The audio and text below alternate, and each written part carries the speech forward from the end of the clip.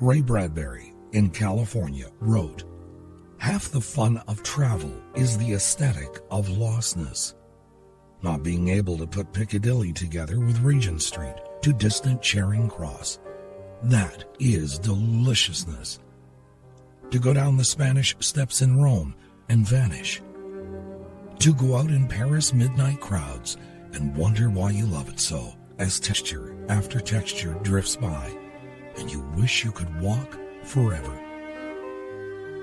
I'm Don Jackson. Welcome to A Few Rented Rooms, playing the heartbeat of the internet.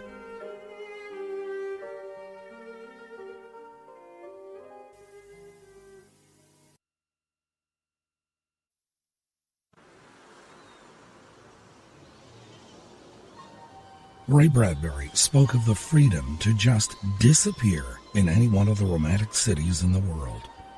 He suggested taking the time to mingle with midnight crowds in the city of light and be open to the many textures as they drift by.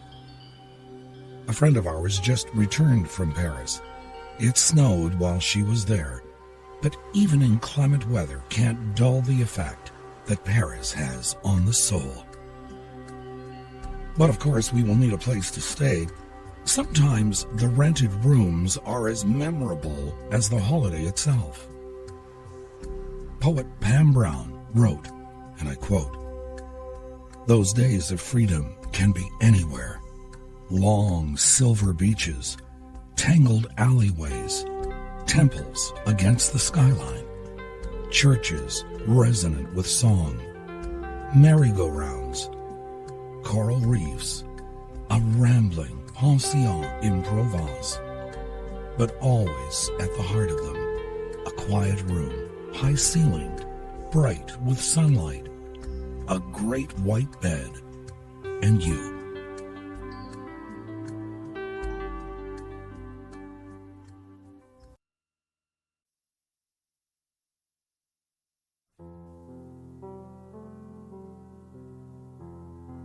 It's nightfall, and the city's tone is almost garish, with its loud nightclub music leaking out of doors that are only open long enough to admit patrons.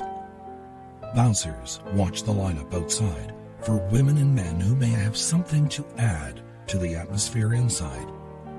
Here, not just anyone out looking for a good time is allowed through the doors. Fashion models, movie stars, and rappers get the best seats in the house, but sometimes for a price. I stood at a stoplight, watching one notorious couple emerge from the city's most popular dance club.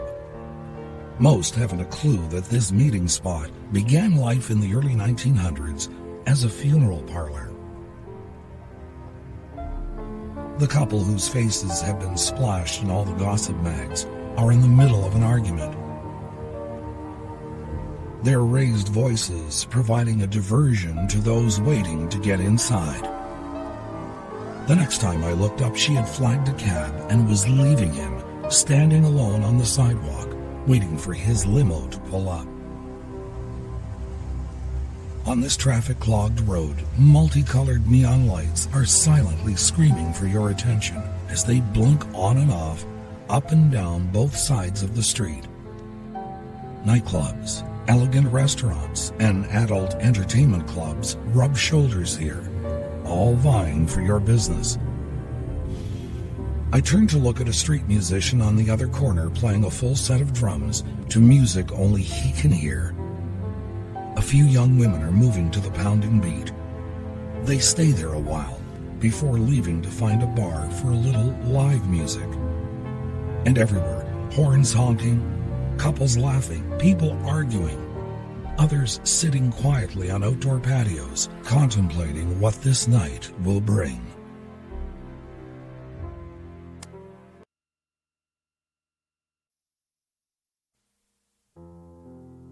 A few excerpts now from a poem by David St. John from a collection called Terraces of Rain, an Italian sketchbook.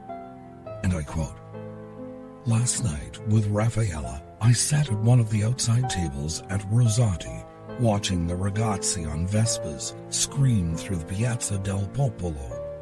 and talked again about changing my life. Doing something meaningful, perhaps exploring a continent or discovering a vaccine, falling in love, or over the white falls of a dramatic South American river. And Raffaella stroked the back of my wrist as I talked, smoothing the hairs until they lay as quietly as wheat before the old authoritarian wind. Raffaella had just returned from Milano, where she'd supervised the spring collection of a famous, even notorious young designer, a man whose name brought tears to the eyes of contessas, movie stars, and diplomats' wives along the Via Condotti or the Rue du Faubourg Saint-Honoré.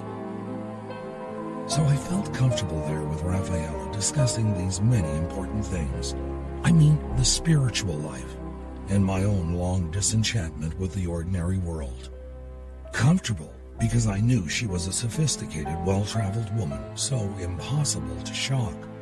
A friend who'd often rubbed the opal on her fingers so slowly it made your mouth water, the whole while telling you what it would be like to feel her tongue addressing your ear. A line or so later, David St. John continues, and again I quote, "And how could I not trust the advice of a woman who, with the ball of her exquisite thumb, carefully flared rouge along the white cheekbones of the most beautiful women in the world?" Last night, as we lay in the dark, the windows of her bedroom opened to the cypress, to the stars, to the wind knocking at those stiff umbrella pines along her garden's edge. I noticed, as she turned slowly in the moonlight, a small tattoo just above her hip bone. It was a dove in flight, or an angel with its head tucked beneath its wing. I couldn't tell in the shadows.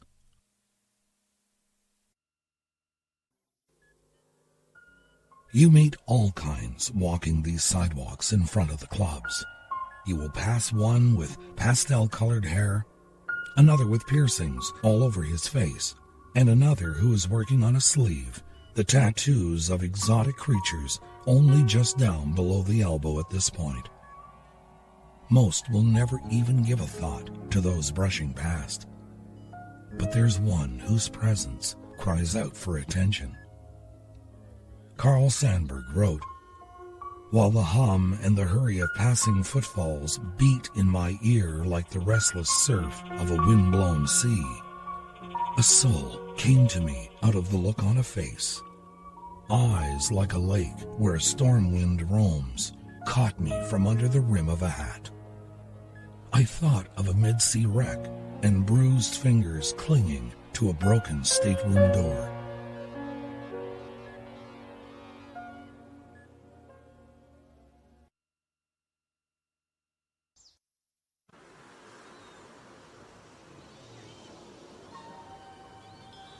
Nathaniel Hawthorne wrote, "What other dungeon is so dark as one's own heart? What jailer so inexorable as oneself?" Such seemed to be the case in The A-Team by Ed Sheeran. This program is called Rented Rooms. Hotels have always made for a compelling backdrop in the movies and in life. Consider the 1978 film Same Time Next Year that starred Alan Alda and Ellen Burstyn. It was a chance meeting that brought Alda's accountant and Burstyn's housewife together in the first place. They arranged to meet only one weekend in every year in an affair that lasted through 25 years. Tragic yet sentimental is a pretty good description of the film and its plot. Usually, these secret affairs are set against the backdrop of one hotel room in particular for sentimental reasons. But there might be a little more to it than just simple sentimentality. Writing in the Scarlet Letter, Nathaniel Hawthorne wrote, "There is a fatality, a feeling so irresistible and inevitable that it has the force of doom, which almost invariably compels human beings to linger and haunt, ghost-like, the spot where some great and marked event has given the color to their lifetime. And still, the more irresistibly, the darker the tinge that saddens it."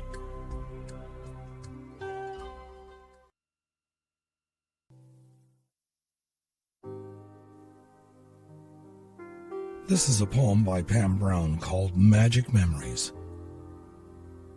We take our own magic with us, you and I. Do you remember the bed that sagged like a hammock? The room in Antwerp next to the toilets? The Irish bedroom thick with agonizing saints? Do you remember the windows that overlook the brothel? The ragazzi revving bikes under our balcony till dawn? The frogs? The drains? The door that wouldn't open? The shower we couldn't stop? The landlady with the glass eye? Strange breakfasts?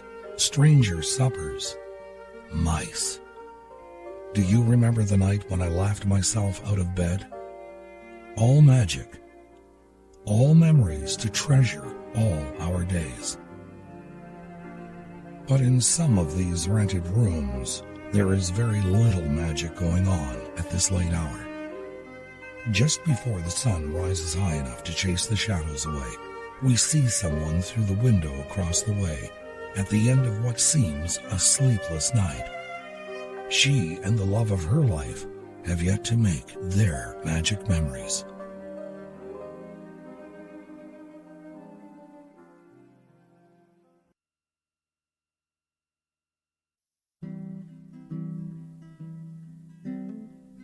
The long night is finally coming to an end.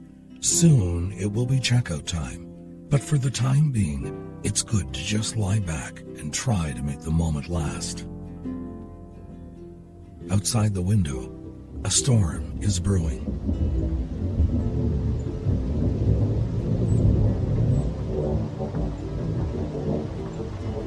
This again from one of my favorite poets, Pam Brown, who wrote, "To lie with you under a ceiling bright with shifting water shadows, that's good.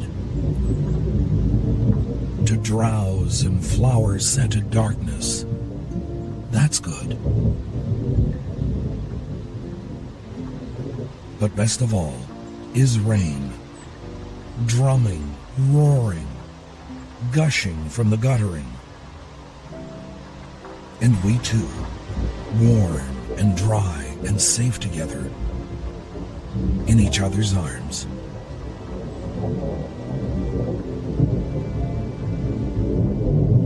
Have a great day and a good night filled with many sweet dreams. I'm Don Jackson.